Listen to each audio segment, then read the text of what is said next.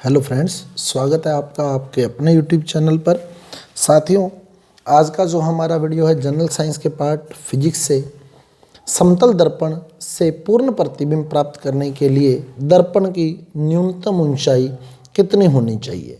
समतल दर्पण से अगर हम किसी वस्तु का, किसी बिंब का, किसी ऑब्जेक्ट का पूर्ण प्रतिबिंब प्राप्त करना चाहते हैं तो हमें दर्पण की न्यूनतम ऊंचाई कितनी लेनी है। इस तरह का क्वेश्चन जो है वो कॉम्पिटिटिव एग्ज़ाम में पूछा जाता है। तो उसी को लेकर हमारा जो क्वेश्चन है आपके सामने, ये क्वेश्चन आईआईटी के एग्ज़ाम में, नीट के एग्ज़ाम में और इसके अलावा लास्ट ईयर रीट के एग्ज़ाम में भी ये क्वेश्चन आया था। एक समतल दर्पण में 2 मीटर ऊंचाई की वस्तु का पूर्ण प्रतिबिंब देखने के लिए दर्पण की न्यूनतम ऊंचाई कितनी होनी चाहिए। तो दर्पण की जो न्यूनतम ऊंचाई है वो कितनी होनी चाहिए, उसे समझने के लिए फिर हम आंसर सीधा क्लियर कर लेंगे। अभी हम टॉपिक को समझ रहे हैं तो उसे समझने के लिए मान लो मेरे पास कोई वस्तु है, ये मान लो कोई व्यक्ति है मेरे पास जो दर्पण के सामने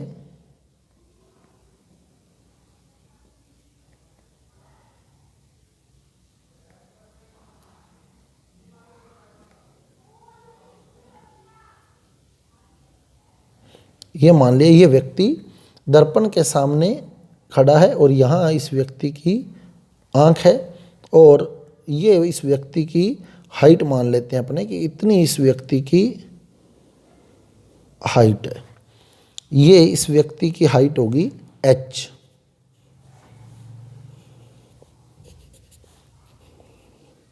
हाइट है। अब पहली चीज़ तो ये है कि अगर हम प्रतिबिंब देखना चाहते हैं तो उसे देखने के लिए ये हमारा नेत्र जो है इस तक प्रकाश पहुंचना जरूरी है। ई तक प्रकाश पहुंचना जरूरी है। तो पूर्ण प्रतिबिंब अगर हम देखना चाहते हैं तो सिर से निकला प्रकाश, सिर से जो किरणें निकलेंगी वो भी दर्पण से परावर्तित होकर नेत्र तक आए और पैर से जो किरणें निकलेंगी वो भी दर्पण से परावर्तित होकर नेत्र तक आए। तो सिर और पैर जो है वो पूरे दर्पण में दिखाई देंगे, यानी पूरा प्रतिबिंब दर्पण में बनेगा। तो मान लिया हमने कि सिर से लेके आँख तक की जो दूरी है वो मान ली हमने कितनी, स्मॉल a, और आँख से लेके जो पैर तक की दूरी है या पैर तक की ऊंचाई है वो मान ली हमने स्मॉल b।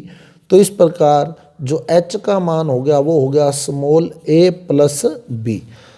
सिर से लेके आँख तक की दूरी स्मॉल a और आँख से लेके पैर तक की दूरी स्मॉल b मान ली। तो इस प्रकार जो पूरी हाइट है व्यक्ति की वो a प्लस b हो गई। अब हमने इस व्यक्ति के सामने मान लो कोई दर्पण लगा दिया, ये मान लो दर्पण लगा दिया मैंने। अब इसकी न्यूनतम ऊंचाई अपने देखनी है तो ये मैंने कोई दर्पण लगा दिया, समतल दर्पण। समतल दर्पण अब होगा क्या, सिर से जो प्रकाश की किरण निकलेगी दर्पण से टकराएगी, परावर्तित होकर आंख में आएगी। ऐसे ही पैर से जो प्रकाश की किरण निकलेगी वो भी दर्पण से टकराएगी, परावर्तित होकर आंख में आएगी। क्लियर। फिर प्रतिबिंब जो होगा वो पूरा दिखाई देगा हमें। अब देखिए, हम मान लो सिर से प्रकाश की कोई किरण निकली, तो ये सिर से प्रकाश की किरण निकली, दर्पण से टकराई और परावर्तित होकर कहाँ आ गई, नेत्र में। ये अभिलंब हो गया, अभिलंब हो गया ये।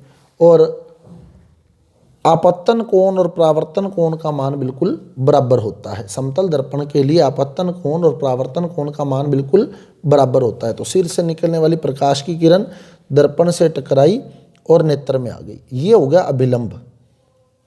ये अभिलंब हो गया। क्लियर, सेंटर पॉइंट हो गया ये बिल्कुल इसका। ऐसे ही पैर से कोई प्रकाश की किरण निकली, वो दर्पण से टकराई और परावर्तित होकर कहाँ चली गई, नेत्र में। परावर्तित होकर नेत्र में चली गई और ये हो गया उसका अभिलंब, यानी सेंटर पॉइंट। तो अब वस्तु जो है वो पूरा प्रतिबिंब ये व्यक्ति अपना पूरा प्रतिबिंब देख पाएगा, पूरा प्रतिबिंब देख पाएगा व्यक्ति जो होगा, क्योंकि सिर वाली किरण भी इसकी आंख में आ गई तो ये सिर भी दिखाई देगा इसको, पैर वाली किरण भी इसकी आंख में आ गई तो इसको पैर भी दिखाई देगा।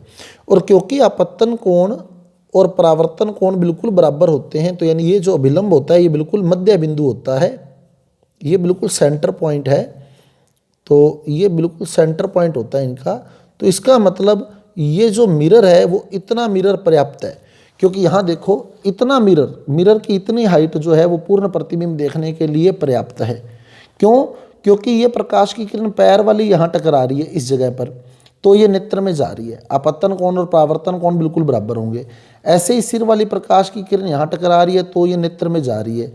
इसका मतलब दर्पण की इतनी हाइट पर्याप्त होगी वस्तु का पूर्ण प्रतिबिंब प्राप्त करने के लिए। अब इस हाइट को देखिए कितना होगा, ये ई था, इस पॉइंट पर ई था, इस पॉइंट पर ई था और इस पॉइंट पर एच था।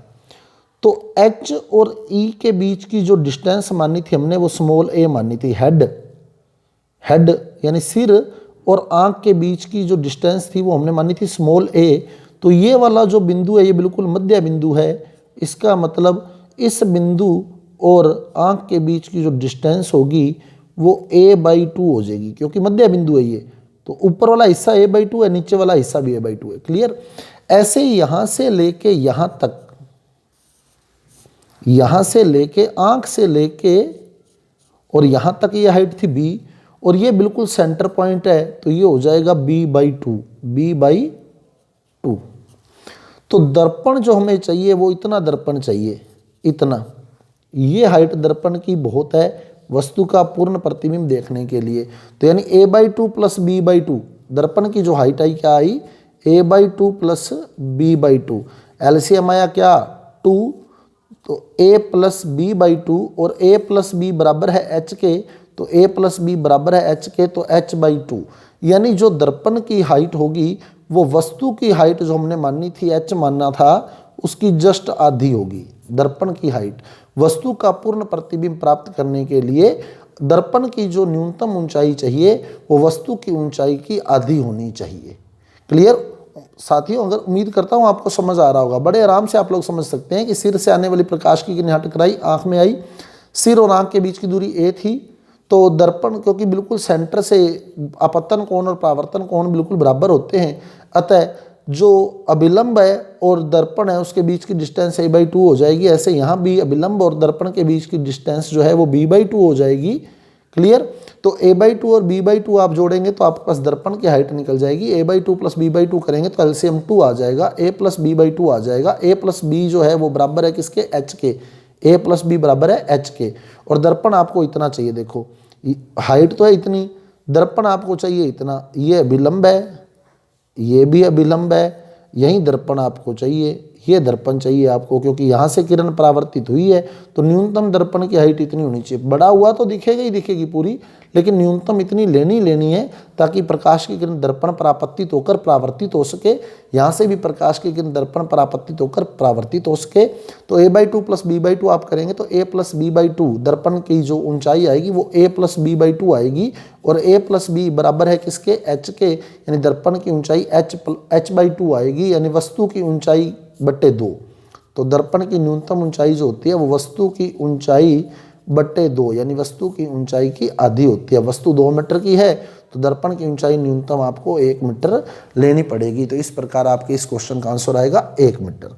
तो साथियों ये था हमारा आज का वीडियो। अगर आपको वीडियो समझ लगा है, अच्छा लगा है, समझ आया है तो कृपया हमारे वीडियो को लाइक कीजिए, शेयर कीजिए और हमारे चैनल को सब्सक्राइब कर दीजिए। मिलते हैं अगले वीडियो के साथ। धन्यवाद।